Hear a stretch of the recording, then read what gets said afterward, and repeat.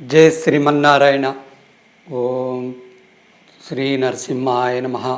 ओम श्री नरसिम्हाय नमः। ओम श्री नरसिम्हाय नमः।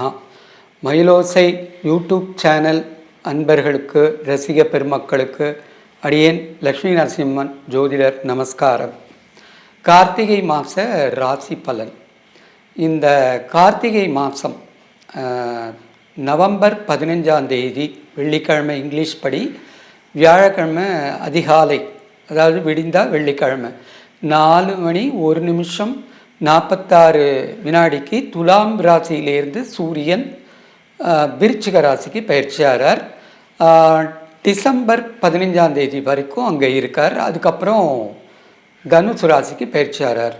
வாக்கிய பஞ்சாங்கப்படி அண்டு திருக்கணிதம் அதன்படியும் 16ஆம் தேதி ஞாயிற்றுக்கிழமை காலையில் சூரியோதயத்துக்கு அப்புறம் 6:42 விருச்சிக ராசிக்கு பயிற்சியாகிறார். டிசம்பர் 14ஆம் தேதி வரைக்கும் இதில் இருக்கார், விருச்சிக ராசியில் இருக்கார். அதுக்கப்புறம் தனுசு ராசியில் போகிறார்.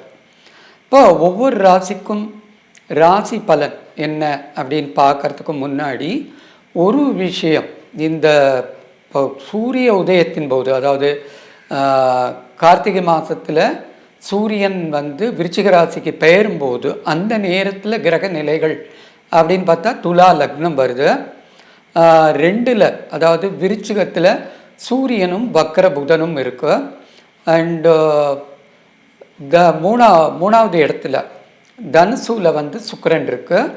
அதை விட்டால் அதுக்கப்புறம் மீனத்தில் ராகு இருக்கு. மேஷத்தில் சந்திரன் பரணி 2ஆம் நட்சத்திரத்தில் இருக்கு. குரு வக்ரியா ரிஷபத்தில் இருக்கு. கடகத்தில் செவ்வாய் இருக்கு. அண்டு கேது கன்னியில் இருக்கு. ஸோ இதுதான் கிரக நிலைகள். இந்த மாதம் கிரக சஞ்சாரம் அப்படின்னு பார்த்தால் 17-11 அப்படி. அப்போது அன்னைக்கு செவ்வாய் கடகத்திலேயே வக்ரகதியை அடைகிறார். புதன் வக்ரியா விருச்சிகத்திலேயே மேற்க மறைகிறார். டிசம்பர் 2ஆம் தேதி சுக்கிரன் தனுசு ராசியிலேருந்து மகர ராசிக்கு போகிறார். இதுதான் சஞ்சார நிலை. கன்னிராசி அன்பர்களே, பல பேருக்கு கோபம் இருக்கும். போகடா இந்த ராசி பலன் இதுவும் அப்படி இப்படின்னு ஏதாவது சொல்லுவாங்க. ஏன்னா கடந்த மாதங்கள்லாம் அவ்வளோ வர்ஸ்டாக இருந்திருக்கு. ஏன்னா கேது ராசியிலேயே இருக்கு. கேது பகை அம்சம் பெறுறது, அதாவது ஹெட்லெஸ்ன்னு சொல்லுவான். தலை இல்லாத ஒரு முண்டம் இருந்தால் அதால் ஏதாவது பண்ண முடியுமா? ஒன்றும் பண்ண முடியாது.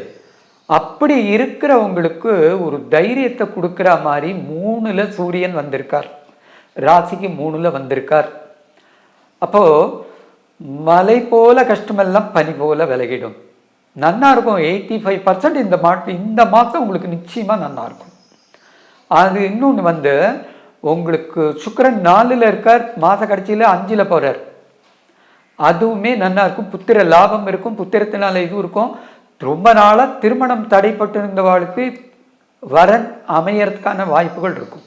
அதே போல் தொழிலில் கஷ்டத்தை தாங்கிட்டு இருக்கா, வேலை ப்ரமோஷனே கிடைக்கல அல்லது வேலையே கிடைக்கல, வேலை போகிற மாதிரி இருக்குது, ரொம்ப கஷ்டமாக இருக்குது, பிஸ்னஸ் டல்லாக இருக்குது, ஒரே ப்ரெஷராக இருக்குது அப்படின்னு சொல்கிற எல்லாருக்குமே அப்பாடான்னு பெருமூச்சு விடுற அளவுக்கு நன்னா இருக்கும். புது வேலை கிடைக்கும் அல்லது வேலையில் உழைப்புக்கு சரியான கூலி கிடைக்கும். ஏன்னா செவ்வாய் 11ல் இருக்கார்.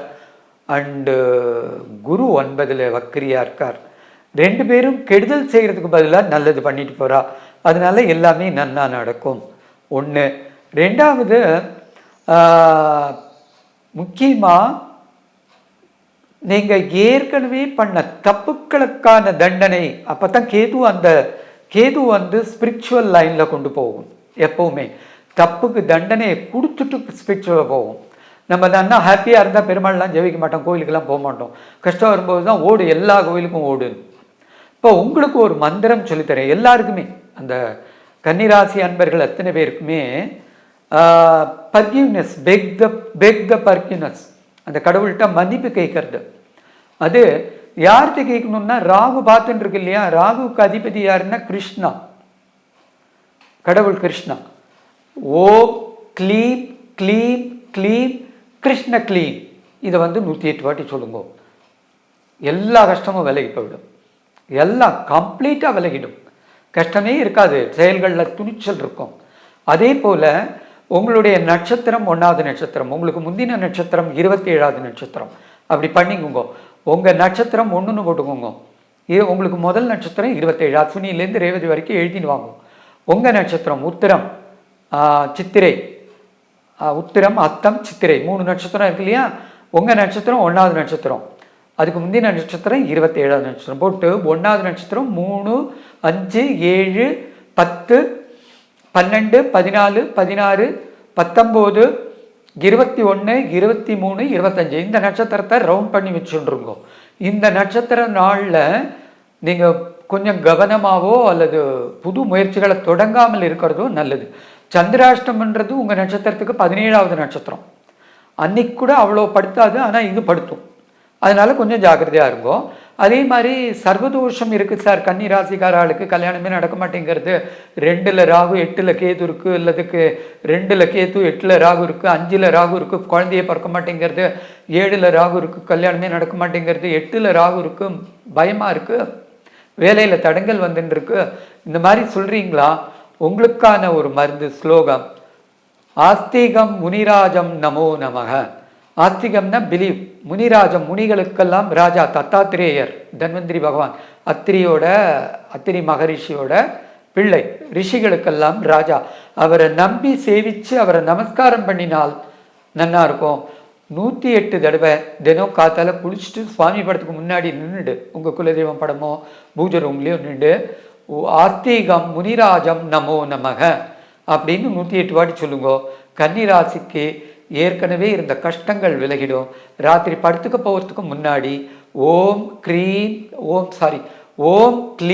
க்ளீம் KLEEM, ஓம் க்ளீம் க்ளீம் கிருஷ்ண க்ளீம் 3 வாட்டி க்ளீம், அப்புறம் கிருஷ்ண க்ளீம், இதை 108 வாட்டி சொல்லுங்க.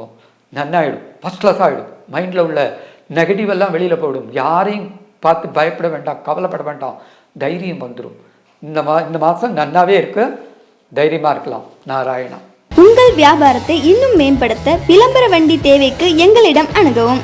9443554244.